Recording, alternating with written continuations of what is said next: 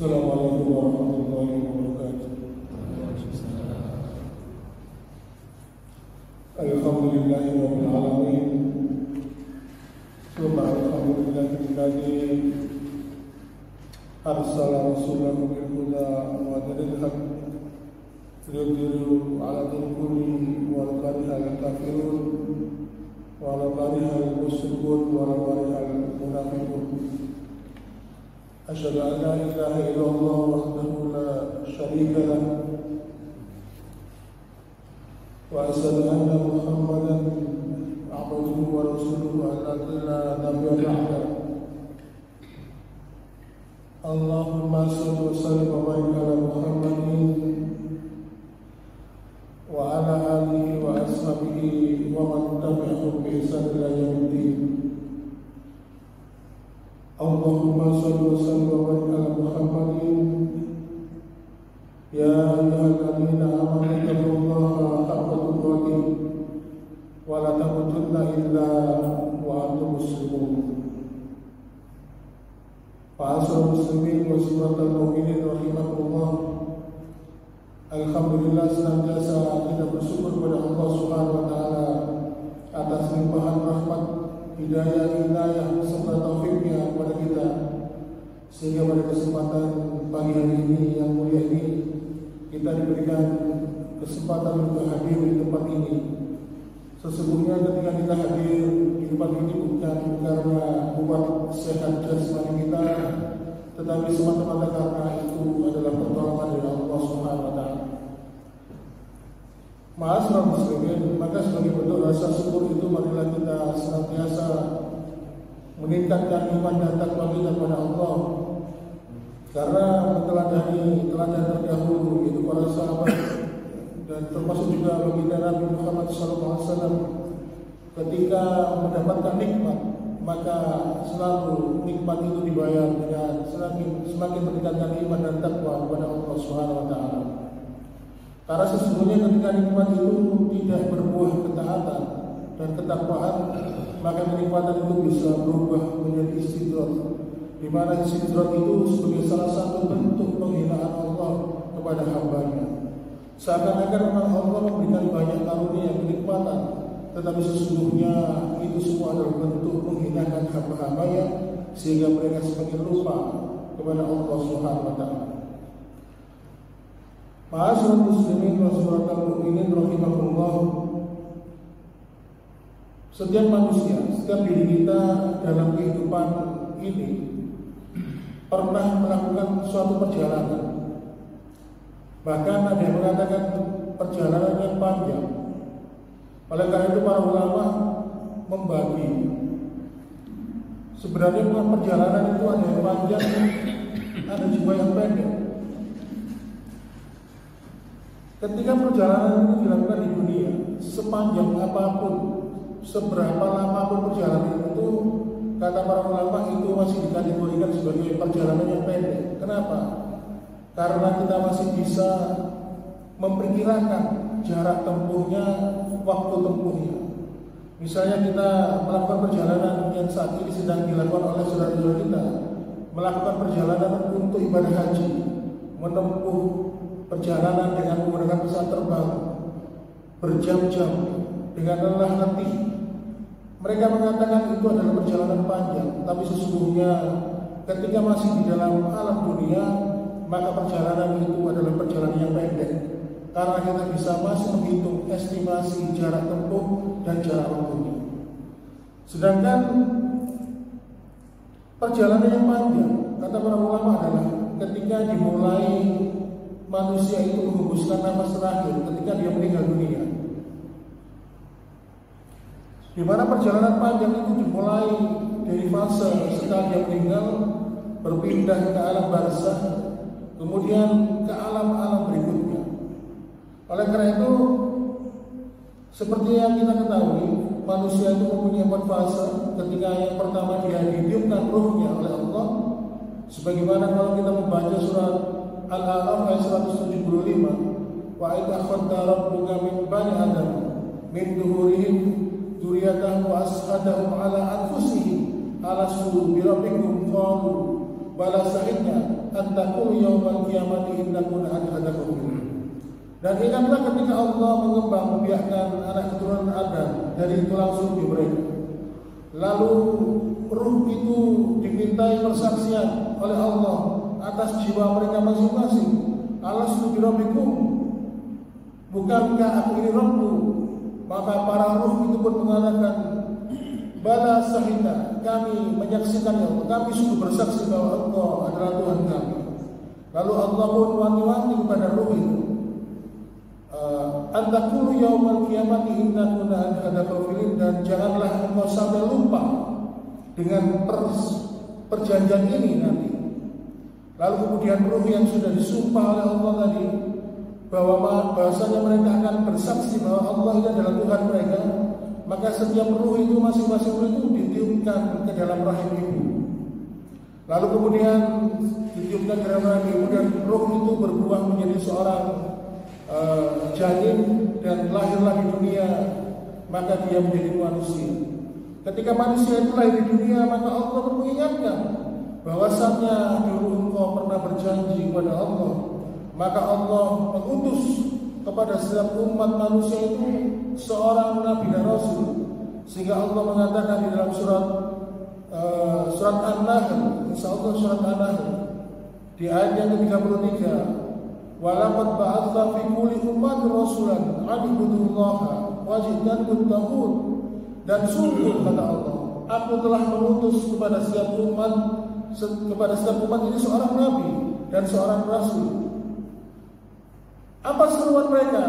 An ibudullaha, sembahlah Allah, wajtanibut taghut, dan jauhlah taghut. Oleh karena itu dalam ayat yang lain, dalam sebuah riwayat ketika Rasulullah SAW minta dibacakan sebuah ayat Al-Quran, salah seorang sahabat yang saya lupa namanya membacakan Al-Quran di hadapan Rasulullah.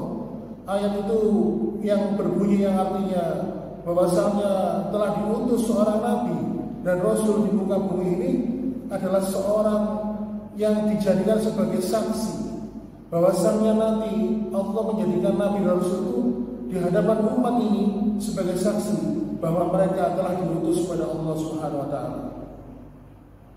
Oleh karena itu, ma'asyiral muslimin, perjalanan panjang ini dimulai dari fase kematian di dunia. Makanya para ulama terdahulu itu banyak mengatakan, berapa banyak kita melihat orang yang sehat hidupnya lebih pendek hidupnya dibandingkan orang yang sakit, dan berapa banyak orang yang sakit justru hidupnya lebih panjang dibandingkan dengan orang-orang yang sehat. Karena apa? Inilah misteri kematian. Justru kita mengira ada orang yang sakit, kemudian dia malah dengan sakitnya itu umurnya lebih panjang. Sebaliknya, kita sering melihat ada orang yang sehat fisiknya, tetapi justru kita tidak menyangka dia begitu cepat meninggalkan kehidupan dunia ini. Oleh karena itu, ma'asyiral muslimin wa subratal mu'minin rahimakumullah, pintu pertama seseorang itu melakukan perjalanan panjang, yaitu dimulai ketika fase kematian. Kemudian di alam kubur itu memasuki alam barzakh, sebagaimana digambarkan oleh Rasulullah SAW, yang akhirnya gambaran Rasulullah ini menyebabkan seorang sahabat yang bernama Utsman, ketika setiap melewati kuburan dia itu selalu gelisah, selalu takut. Kenapa? Dia membayangkan dirinya berada di dalam alam kubur itu. Kenapa dia begitu takut, menangis ketika melewati alam kubur, melewati area kuburan itu?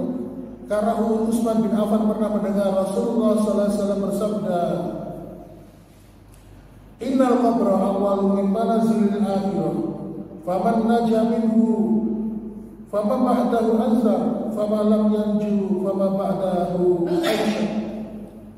Sesungguhnya alam barzakh itu, kata Rasulullah, merupakan awal dari perjalanan panjang kita menuju kepada alam akhirat.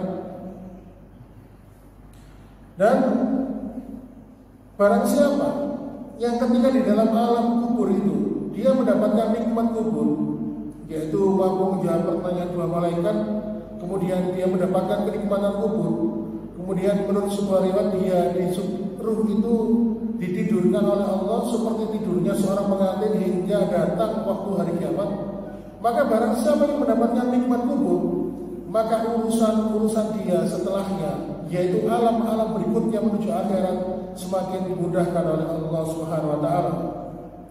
Sebaliknya, barang siapa yang di dalam alam kubur itu dia mendapatkan kesulitan, mendapatkan kesusahan, ya. Ketika dia tidak mampu menjawab pertanyaan dua malaikat Munkar dan Nakir, dia mendapatkan kesulitan, diberikan siksaan kubur. Maka sesungguhnya apa yang dia dapatkan semakin ke depan menuju ke dalam kehidupan akhirat, semakin menyulitkan dia, dan dapat dipastikan dia nanti bisa mengetahui tempat akhir tinggalnya tidak lain dan tidak bukan adalah neraka. Oleh karena itu baru menyadari ternyata apa? Kalau orang-orang sudah mati itu baru menyadari bahwa ternyata dunia itu singkat, dunia itu awalnya itu kelihatannya remeh, tapi menentukan perjalanan panjang yang begitu abadi di sisi Allah Subhanahu wa taala. Oleh karena itu orang-orang yang beriman menjadikan dunia itu sebagai totalitas dia dalam bertakwa kepada Allah, mengabdi kepada Allah. Maka digambarkan oleh Allah sifat-sifat orang beriman ini di dalam surat Al-An'am di ayat yang ke-162. Allah menggambarkan sebuah yang orang beriman itu adalah Qul inna sholati wa nusuki wa mahyaya wa mamati lillahi rabbil alamin. Katakanlah wahai Muhammad, sesungguhnya salatku, ibadahku, hidupku dan matiku hanyalah untuk Allah, Tuhan seluruh alam. Misalnya kalau Allah ini yang memiliki kehidupan dunia, maka secara otomatis kita juga harus hidup sesuai dengan aturan Allah yang memiliki dunia ini. Kalau di dalam hidup ini Allah memerintahkan kita untuk bertakwa, maka kita juga harus bertakwa. Dan ternyata Allah Subhanahu wa taala menjadikan takwa ini sebagai wasiat. Dan saking pentingnya takwa ini dijadikan oleh Allah sebagai salah satu rukun sahnya khutbah Jumat atau khutbah-khutbah yang lain. Jadi menurut Imam Syafi'i dalam bahasa beliau mengatakan apabila ada seorang khotib Jumat di dalam awal khutbahnya dia tidak menyampaikan wasiat takwa, maka dapat dipastikan seluruh rangkaian ibadah Jumat itu bisa tidak sah atau batal di hadapan Allah Subhanahu wa taala. Makanya rukun itu berarti harus ada. Rukun khutbah itu salah satunya harus berwasiat takwa.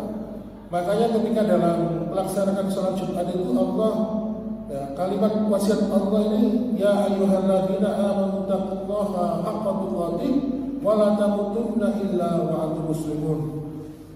Ayat ini sering dibaca. Hai orang-orang beriman, bertakwalah kepada Allah dengan sebenar-benar takwa, wala tamutunna, dan janganlah engkau mati kecuali dalam keadaan berserah diri. Di sini yang dipermasalahkan itu bukan cara matinya, tetapi yang ditekankan oleh Allah di sana, janganlah sekali-kali kamu mati. Artinya apa? Boleh mati dengan cara apa saja, dengan jalan apa saja, tetapi ketika mati kondisi kita ini selalu berserah diri dalam bertakwa kepada Allah Subhanahu wa taala. Oleh karena itu, sesuai dengan tema yang disampaikan oleh takmir, maka kewajiban manusia itu hanya sampai mati. Maka judul kajian ini adalah hanya sampai mati. Artinya apa? Tugas kita bertakwa kepada Allah, beriman dan bertakwa kepadanya, beribadah kepada Allah, menjalankan perintah Allah dan Rasulnya. Kewajibannya itu hanya ketika sampai mati. Setelah mati sudah tidak ada kewajiban. Oleh karena itu, ma'asyiral muslimin wa suratul mukminin rahimakumullah, ketika baginda Rasulullah SAW akan wafat, beliau mendapatkan yang dinamakan dengan banyak mengalami, kan waktu itu kan kondisi Rasulullah kan sakit, sehingga Fatimah sebagai putri dari Rasulullah sangat iba melihat ayahnya. Lalu melihat kegelisahan putrinya, Rasulullah memanggil, wahai Fatimah, mendekatlah kepadaku. Lalu Rasulullah mengatakan, la kariba ala abika fa'adha hadzal yaum. Jangan sedih anakku. Sesungguhnya kesulitan yang sedang dihadapi oleh ayahmu ini tinggal hari ini saja. Besok sudah tidak ada kesulitan lagi. Fatimah yang mendengar ungkapan ayahnya ini memahami besok tidak ada kesulitan lagi. Oh, ternyata apa? Menangkap pesan bahwa ayahnya akan meninggal dunia. Ketika mendengar ucapan ini, Fatimah pun menangis terseduh-seduh. Dia akan ditinggalkan oleh seseorang sosok ayah yang dicintainya. Lalu Fatimah dipanggil lagi, dibisiki. Dan ternyata setelah dibisiki itu Fatimah pun tersenyum. Ibunda Aisyah dalam sebuah ayat disebutkan dia itu penasaran mau nanya apa. Setelah beberapa hari Rasulullah meninggal, Ibunda Aisyah akhirnya baru berani tanya kepada Fatimah, kira-kira yang dibisikkan oleh Rasulullah, yang dibisikkan oleh ayahmu itu apa? Awalnya kamu itu dulu menangis, tapi setelah dibisik itu kamu malah tersenyum. Fatimah mengatakan, nanti keluargaku yang cepat menyusul aku. Maksudnya setelah Rasulullah itu meninggal, nanti ada keluarganya yang akan segera menyusul beliau. Dan kamu adalah dirinya. Maksudnya kamu yang Fatimah. Artinya apa? Fatimah yang dikatakan Rasulullah akan segera ikut menyusul ayahnya ke hadapan Allah Subhanahu wa taala. Dan menurut sebuah riwayat, beberapa bulan kemudian Fatimah Az-Zahra putri Rasulullah SAW pun meninggal dunia. Oleh karena itu, ma'asyiral muslimin wa summatal mu'minin rahimahullah, jadi kita ini paham akhirnya bahwa setelah kematian itu sudah tidak ada kewajiban. Dan orang yang beriman pun menyadari, meyakini bahwa ternyata kesulitan hidup, ujian dari Allah itu ya sampai mati. Makanya hidup manusia di dunia itu paling lama berapa tahun? Makanya orang yang beriman itu ketika menyadari hakikat kehidupan ini, bahwa segala ujian dari Allah itu hanya sampai mati, maka mereka pun akan tenang, mereka akan panen. Kalau kita melihat di daerah Wonosalam ini sedang musimnya durian. Kalau memasuki musim kemarau biasanya banyak buah-buahan yang seger-seger, karena memang musimnya. Begitu juga dengan orang beriman, ketika dia panen pahala dari amal solehnya, ya setelah mati. Makanya orang-orang beriman itu setelah mati, mereka itu merasa yakin akan panen pahala. Makanya kalau kita melihat salah satu riwayat yang menerangkan tentang orang-orang yang mendapatkan nikmat kubur, salah satu doa mereka itu apa? Ketika si mayat ini bisa menjawab pertanyaan dua malaikat, ada satu permintaan yang disampaikan, ya Allah, segerakanlah aku pertemukan dengan keluargaku. Ya Allah, segerakanlah aku pertemukanlah aku dengan ruhku. Kenapa? Karena mereka yakin dia akan bertemu kembali dengan amal-amalnya. Oleh karena itu, ma'asyiral muslimin, di dalam surat Al-Hijr surat Al-Hijr ini surat yang ke-15, di ayat yang terakhir, yaitu ayat yang ke-99, Allah Subhanahu wa taala berfirman, A'udzu billahi minasyaitonir rajim, wa'bud rabbaka hatta ya'tiyakal yaqin. Dan sembahlah Tuhanmu, ibadahlah kepada Tuhanmu sampai datang ajal kepadamu. Hatta ta'yakal yakin, artinya apa? Sesuatu yang diyakini. Apa yang diyakini manusia itu? Yaitu kematian. Kullu nafsin dha'iqatul maut. Setiap manusia atau setiap yang berjiwa pasti akan merasakan mati. Maka kewajiban kita ini hanya sampai mati. Oleh karena itu, mumpung kita ini masih di alam dunia, diberikan kesempatan oleh Allah Subhanahu wa taala hidup, maka kita kumpulkan pundi-pundi amal kita. Gunakanlah kesempatan ini sebaik mungkin. Karena apa? Karena dunia itu begitu singkat, dunia itu begitu menggoda, dunia itu begitu menipu. Karena apa? Rasulullah SAW itu pernah menyampaikan gambaran dunia ini. Ketika beliau ini bermajelis, berkumpul dengan para sahabat, disebutkan dalam sebuah riwayat Imam Bukhari, Rasulullah SAW memberikan gambaran memberikan permisalan bagaimana dunia itu dan bagaimana beliau ini statusnya sebagai seorang nabi dan rasul. Masali wa masali ummati kama sali rajulin aw qadara faja'al al-hasani qanafi wa ana akhudhu bi hadisikum walakinakum tafalatuna.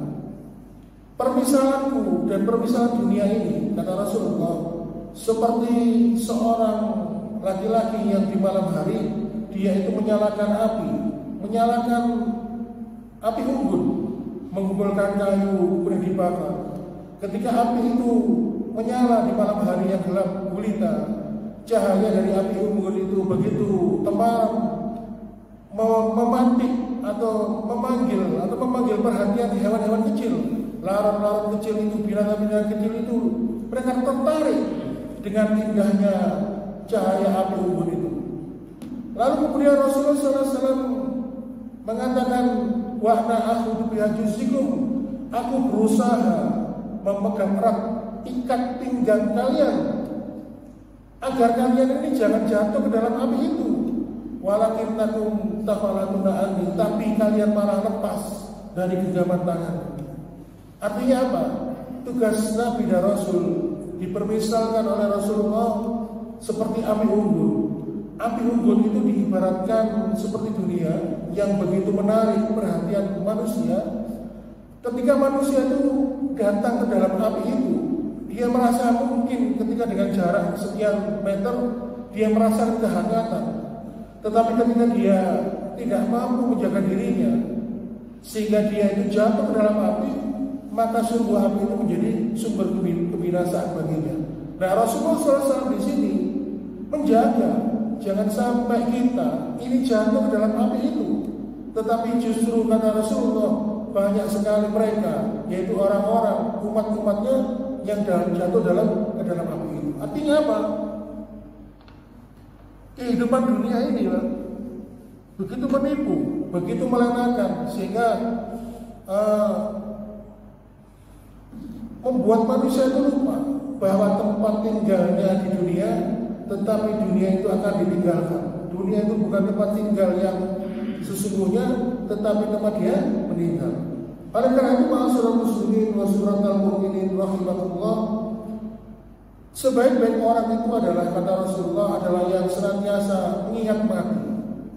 Mengingat mati itu bukan berarti dia takut dengan kematian, tetapi merindukan kematian. Artinya apa? Kalau merindukan kematian itu artinya dia itu selalu memikirkan bagaimana kiranya kelak dia akan mati. Kalau sudah demikian, pasti dia itu akan berusaha menjaga perbuatan dirinya, menjaga dirinya dari sifat-sifat perbuatan yang tercela. Jangan-jangan nanti perbuatan ini bisa menghantarkan kepada neraka. Kalau orang itu merindukan mati, memikirkan bagaimana dirinya mati, maka dia itu menjaga dirinya agar jangan sampai perbuatan itu membinasakan dia. Oleh karena itu, orang-orang yang demikian ini, orang-orang yang merindukan mati, senang dengan kematian, itu disukai oleh Allah. Dan kita lihat sebaliknya orang-orang kafir itu, mereka itu benci dengan kematian. Makanya orang-orang kafir itu merasa hidup itu ya di dunia ini. Setelah mati ya sudah tidak ada lagi, kenikmatan itu ya kenikmatan dunia. Beda dengan orang beriman, konsep hidupnya bahwasanya hidup di dunia itu adalah tabungan akhirat untuk investasi mendapatkan amal ibadah berupa pahala di sisi Allah Subhanahu wa taala. Nah, orang-orang yang mati, merindukan mati, artinya dia itu rela dengan kematian, maka dia itu adalah orang yang sifat mempunyai kerinduan untuk bertemu dengan Allah Subhanahu wa taala. Makanya Rasulullah SAW menyampaikan, faman ahabba lika Allah ahabba lika'ahu, wa man kariha lika Allah kariha Allahu lika'ahu. Barang siapa yang senang berjumpa dengan Allah, maka Allah akan jauh lebih senang berjumpa dengannya, bertemu dengannya. Maka sebaliknya, barang siapa yang benci bertemu dengan Allah, maka tentu sesungguhnya Allah pun lebih benci bertemu dengan dia. Ternyata orang yang senang berjumpa dengan Allah itu, maka dia itu menabung harapan bahwasanya sesungguhnya ketika dia nanti bertemu dengan Allah, dia juga akan bertemu dengan seluruh kenikmatan yang diberikan Allah berupa balasan dari amal-amal ibadahnya berupa pahala. Oleh karena itu, sebaliknya, orang yang benci dengan bertemu dengan Allah itu karena apa? Karena dia ditakut-takuti oleh setan. Makanya ada sebuah riwayat yang mungkin belum atau mungkin jarang pernah disampaikan tentang Abdullah bin Haram. Abdullah bin Haram ini seorang sahabat Nabi, usianya sudah sepuh. Walaupun sudah sepuh, tapi beliau ini suka melakukan ibadah berupa amal jihad fisabilillah, suka berperang. Bahkan secara umur Abdullah bin Haram ini bisa terbebas dari kewajiban jihad fisabilillah karena Rasulullah SAW melarang beliau untuk berperang. Tetapi karena kecintaan beliau terhadap jihad fisabilillah, akhirnya beliau ini pun diizinkan. Nah, Abdullah bin Haram ini ayah dari Jabir bin Abdillah. Jabir bin Abdillah itu salah satu sahabat yang banyak meriwayatkan hadis. Jadi yang meriwayatkan hadis itu banyak sekali. Kita mendengar nama Jabir bin Abdillah, Nu'man bin Basr, Ibnu Abbas, Sa'id Al-Khudri, kemudian Aisyah radhiyallahu anha dan lain. Nah, Jabir bin Abdillah ini putra dari Abdullah bin Haram. Pada suatu ketika Abdullah bin Haram ini mati, meninggal di medan jihad fisabilillah. Dan kebetulan orang-orang musyrikin itu karena saking bencinya dengan Islam, ketika membunuh itu tidak sekedar membunuh, tapi juga menganiaya, dimutilasi, dihancurkan jasadnya. Seperti kalau kita dulu pernah baca kisahnya Hamzah, paman Nabi, yang dibunuh oleh Wasi ini diperintahkan oleh Hindun, nanti kalau kamu bisa membunuh Hamzah, tolong jantungnya ambil, aku ingin memakan jantungnya Hamzah. Sampai Hindun itu memakan jantungnya Hamzah, walaupun akhirnya mereka berdua, yaitu Wasi dan Hindun ini, ditakdirkan oleh Allah masuk Islam. Kemudian bagaimana kalau kita melihat seorang sahabat yang bernama Asim bin Sabit, yang kepalanya, badan kepalanya itu dipenggal, kemudian badan kepalanya itu dikerokin dan dijadikan tempat minum khamr oleh orang-orang musyrikin. Jadi orang-orang musyrikin itu kalau melihat orang Islam, kaum muslimin itu benci sekali. Ketika berperang tidak hanya membunuh, tapi juga memutilasi. Begitu juga dengan Abdullah bin Haram ini, ketika mati di medan perang, dia tidak segera mati, tapi dikoyak-koyak fisiknya sehingga kondisi tubuhnya sudah tidak beraturan. Melihat kondisi ayahnya seperti ini, Jabir bin Abdillah sedih, lalu menangis. Lalu Rasulullah SAW pun datang kepada Jabir dan mengatakan, wahai Jabir,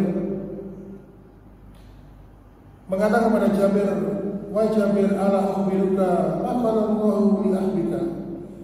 Kamu ingin tahu enggak sekarang kondisi ayahmu di hadapan Allah? Nabi pun langsung Jabir mengatakan, bala ya Rasulullah, aku ingin tahu kondisi ayahku gimana sekarang. Lalu Rasulullah pun mengatakan kepada Jabir, maka Allah ahadan illa min warani Jabir wa kalama abaka kifah. Wahai Jabir, kamu harus tahu ya, Allah itu kalau bicara dengan hamba itu mesti ada tabirnya, ada tabir yang menghalangi. Tapi tidak tahu kenapa ketika Allah itu berbicara dengan ayahku, kifahan itu artinya apa? Face to face, di depan, wajahan biwajihin, saling bertatap muka. Nah, di dalam percakapan itu Rasul menyatakan ayahmu diajak ngobrol sama Allah. Allah bertanya kepada ayahmu, tamanna alaiya, kamu minta apa wahai Abdullah bin Haram? Waktu itu padahal Abdullah bin Haram itu sudah mendapatkan kenikmatan surga. Ditanya, kamu minta apa? Antum yani wa utalu fika syariatan. Ya Allah, kalau saya boleh minta, saya ingin dihidupkan kembali ke dunia. Lalu saya ingin berjihad fisabilillah, berperang kembali, karena saya ingin mendapatkan kenikmatan mati syahid di jalanmu. Lalu Allah mengatakan, innahu sabaqu yamini innahu la turja'un. Sesungguhnya takdir kematian seorang hamba itu sudah aku tetapkan, dan tidak mungkin yang hidup itu yang mati itu sudah hidup kembali. Lalu kemudian Allah memberikan tawaran yang lain kepada Abdullah bin Haram. Tamana ala ketika minta apa? Coba aku kasih. Lalu kemudian akhirnya Abdullah bin Haram pun berkata, Fa'abin man waroi, kalau gitu kabarkanlah kondisiku ini ya Allah kepada seluruh keluargaku agar mereka ikut bahagia. Maka Allah pun membayar cash, membayar kontan permintaan Abdullah bin Haram ini, sehingga Allah pun menurunkan surat Ali Imran ayat 129. Di situ Allah Subhanahu wa taala menyampaikan, A'udzubillahi minasyaitonir rajim. Wala tasabbanal ladzina qutilu fi sabilillahi amwat bal ahya'un inda rabbihim yurzaqun. Dan janganlah kamu mengira bahwa orang-orang yang gugur di jalan Allah itu mati. Sebenarnya mereka itu hidup di sisi Tuhannya dan mereka pun mendapatkan rezeki. Ini kisah Abdullah bin Haram yang rindu berjumpa dengan Allah, rindu dengan kematian, dia mencintai kematian. Dan akhirnya Allah pun rindu dengannya. Oleh karena itu ma'azul muslimin, barang siapa yang senang berjumpa dengan Allah, maka Allah pun jauh lebih senang berjumpa dengannya. Dan barang siapa yang benci bertemu dengan Allah, maka dia pun akan dibenci. Allah lebih benci pada dirinya. Makanya yang kita khawatirkan dalam diri kita, dalam hati kita itu ada penyakit namanya al-wahn hubud dunya, penyakit wahn, penyakit yang menyebabkan kita ini cinta dengan dunia ini. Dan penyakit wahn itu akhirnya apa? Menyebabkan kita ini takut mati. Orang mukmin itu memandang kematian itu bukan dengan benci. Orang mukmin itu memandang kematian itu antara khauf dan roja. Khauf itu artinya takut, jangan-jangan Allah tidak menerima amal ibadahnya. Kalau roja itu dengan penuh harapan, dengan harapan Allah segera mengampuni segala dosa dan segala dosa dan kesalahannya. Oleh karena itu Ma'asyiral muslimin, untuk menuntaskan materi ini, maka kita akan melihat bagaimana sih sifat-sifat kematian itu. Sifat-sifat kematian itu dihimpun oleh para ulama, salah satunya dalam kitab At-Tadhkirah karangan Imam Al-Qurtubi, sebutkan kematian itu ada 7 sifat. Yang pertama, sifat kematian itu adalah kematian itu datangnya selalu tiba-tiba. Ketika Allah Subhanahu wa taala menurunkan surat An-Nasr, surat An-Nasr, ada seorang sahabat yang mengatakan bahwa Rasulullah SAW tidak lama lagi akan meninggal dunia.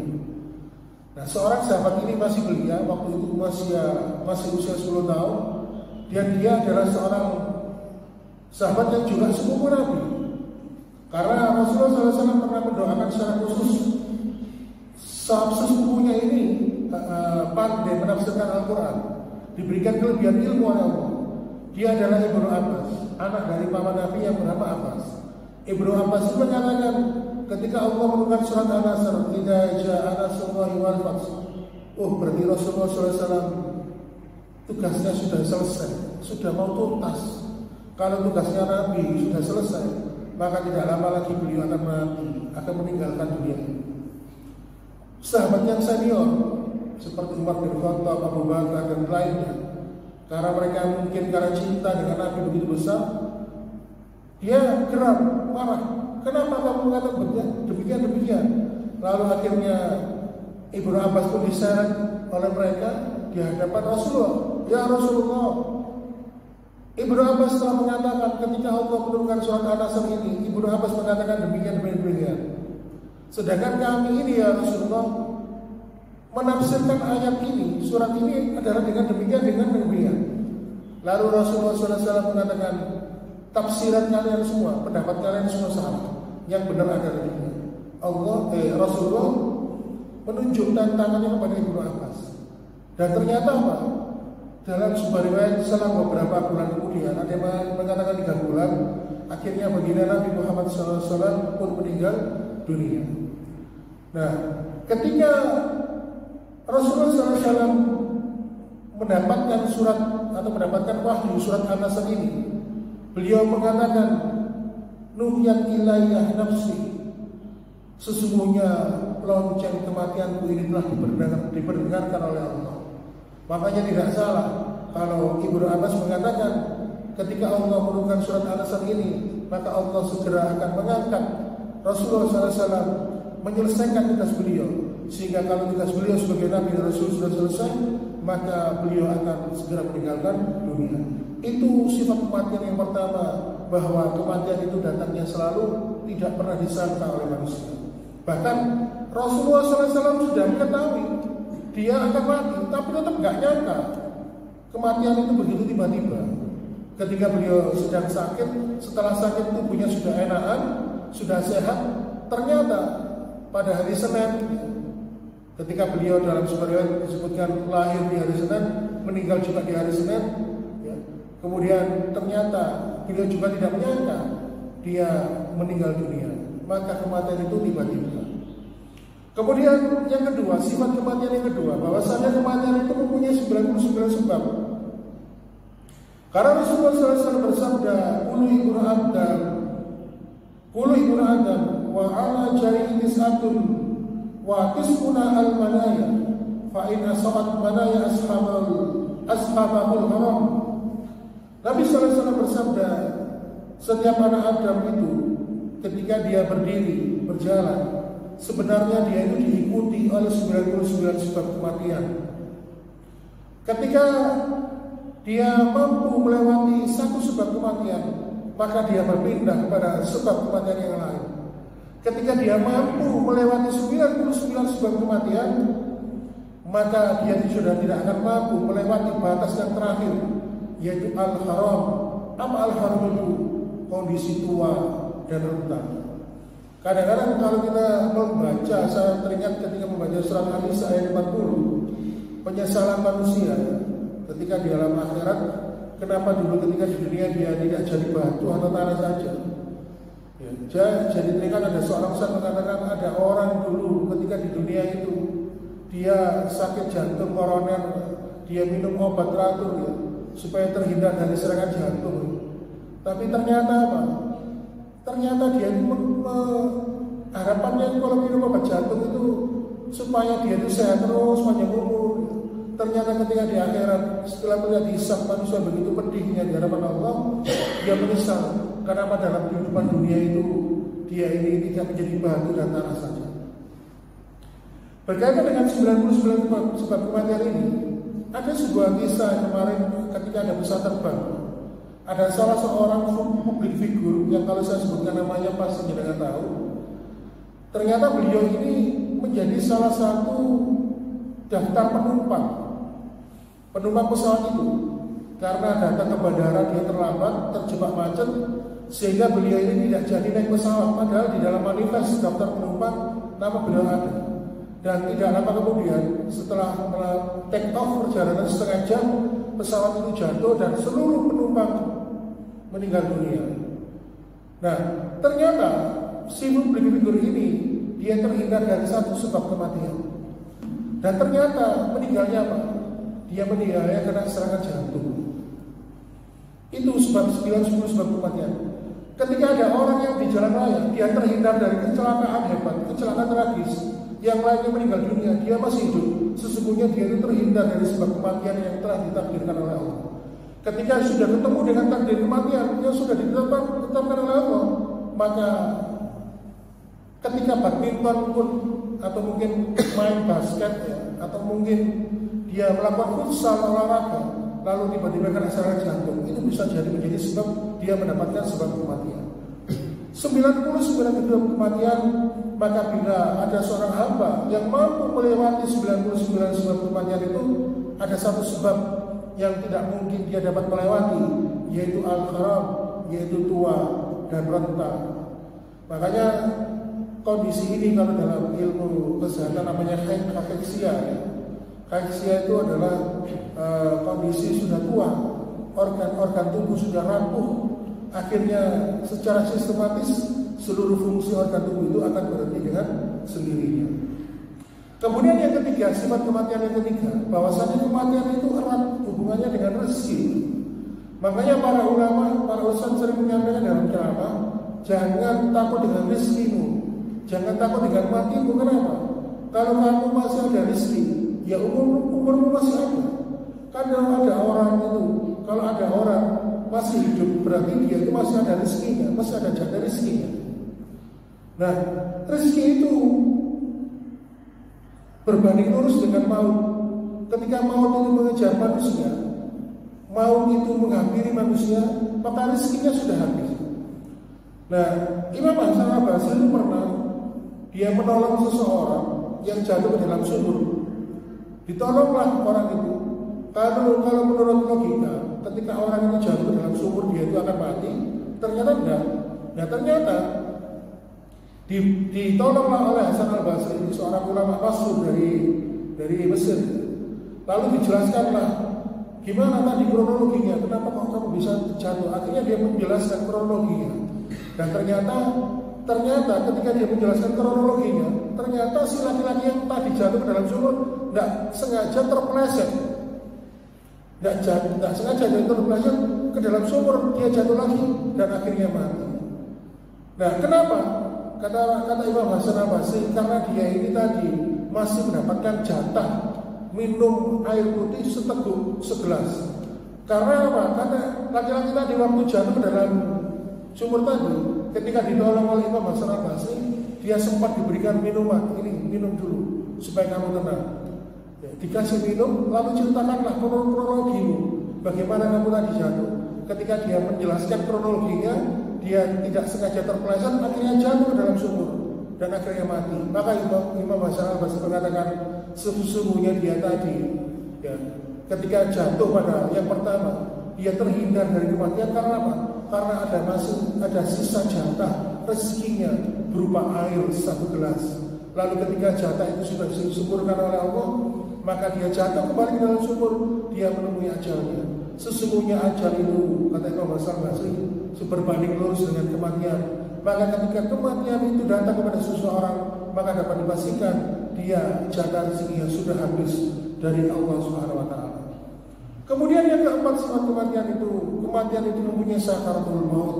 Sakaratul maut itu adalah proses yang sangat menyakitkan. Maka Rasulullah SAW sampai berdoa kepada Allah, ya Allah, ringankanlah sakaratul maut yang dirasakan oleh umatku ini.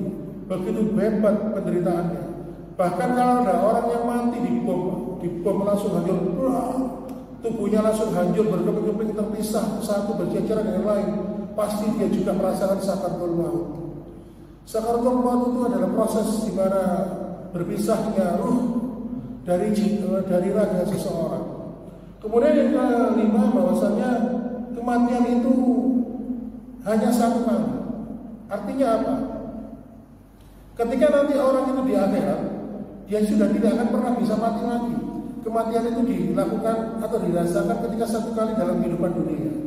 Makanya Allah Subhanahu wa taala mengatakan di dalam sebuah riwayat, wahai penduduk akhirat, penduduk pada masa, lihatlah, ini adalah sebuah domba yang diibaratkan sebagai maut. Ini adalah kematian. Aku akan menyembelih kematian. Artinya apa? Seluruh penduduk masa ini sudah tidak akan ada yang pernah mati. Karena apa?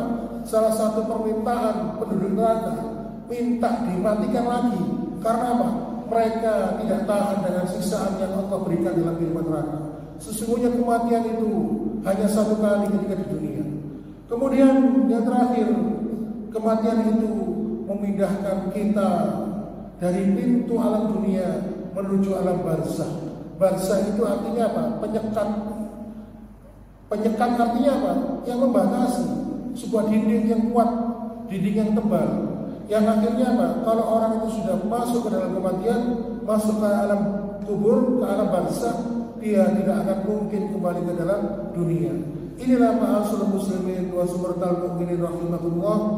Mudah-mudahan pada kesempatan pagi ini memberikan manfaat, memberikan pencerahan kepada kita. Mudah-mudahan ini juga menjadi jalan diberikannya hidayah kepada kita dengan wasilah mengingat kematian. Karena sesungguhnya kematian itu adalah sebuah keniscayaan. Keniscayaan itu artinya adalah suatu hal yang pasti akan dialami oleh siapapun. Dan sesungguhnya seseorang itu pasti akan mati dan sudah masuk dalam antrian. dan kita tidak tahu kapan Allah mentakdirkan kita mengalami kematian. Dan kita juga memohon kepada Allah Subhanahu wa taala agar kematian yang akan kita jalani dalam akhir kehidupan menjadi kematian yang indah dan ditutup dengan husnul khatimah. Amin amin ya rabbal alamin. Dan mohon maaf bila ada kekurangan, sesungguhnya kekurangan itu karena saya sebagai manusia biasa yang banyak luput dan salah, dan sesungguhnya kebenaran hanya dari Allah Subhanahu wa taala. Sekali lagi saya mohon maaf dan saya akhiri. Wassalamualaikum warahmatullahi wabarakatuh.